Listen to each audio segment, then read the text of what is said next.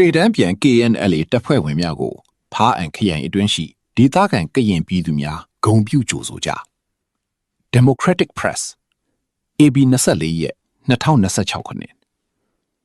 ကရင်အမျိုးသားအစည်းအရုံး KNU တပ်မဟာ9ဖားအံခရိုင်အတွင်းနေမြေထိန်းချုပ်ရေးနဲ့ကာကွယ်ရေးတာဝန်များထမ်းဆောင်ပြီးပြန်လည်ရောက်ရှိလာသည့်ကရင်အမျိုးသားလွတ်မြောက်ရေးတပ်မတော် KNLA တပ်ဖွဲ့ဝင်များကိုဒေသခံပြည်သူများကAB လ23ရက်နေ့တွင်ဂုဏ်ပြုကြိုဆိုခဲ့ကြကြောင်း KNU ဗဟိုကထုတ်ပြန်ထားသည်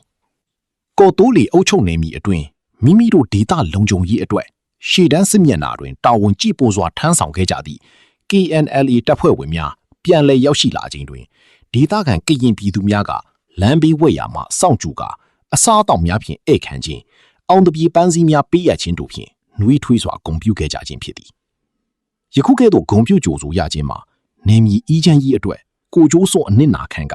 တာဝန်ထမ်းဆောင်နေသည့်တပ်သားများအပေါ်မိဘပြည်သူများ၏ချစ်ခင်မြတ်နိုးမှုနှင့်ကြီးစုတင်ရှိမှုကိုဖော်ပြသည့်အထိမ်းအမှန်ဖြစ်ကြောင်း KNU ထုတ်ပြန်ချက်တွင်ဖော်ပြထားသည်အဆိုပါကြိုဆိုပွဲသို့ KNLA တပ်မဟာ9မှတာဝန်ရှိခေါင်းဆောင်များနှင့်တပ်ဖွဲ့ဝင်များတက်ရောက်ခဲ့ကြပြီးဂုဏ်ပြုပွဲကိုဦးဆောင်ပြုလုပ်ပြီးသည့်ဒေသခံပြည်သူများကိုအထူးကျေးဇူးတင်ရှိကြောင်းနှင့်တက်ရောက်လာသူများကိုအားပေးစကားများပြန်လည်ပြောကြားခဲ့ကြောင်းသိရသည်ပြည်သူနှင့်တပ်မတော်အကြားစီလုံးမှုကိုပြသသည့်ယခုကဲ့သို့ဂုဏ်ပြုပွဲများသည်နေမီကာကွယ်ရေးတာဝန်ထမ်းဆောင်နေသည့် KNLA တပ်ဖွဲ့ဝင်များအတွက်ခွန်အားဖြစ်စီကြောင်းဒေသခံများကဆိုကြ၏ကျွန်တော်တို့ရဲ့ page လေးကို like and follow လေးလုပ်ပေးကြပါအောင်ခင်ဗျာ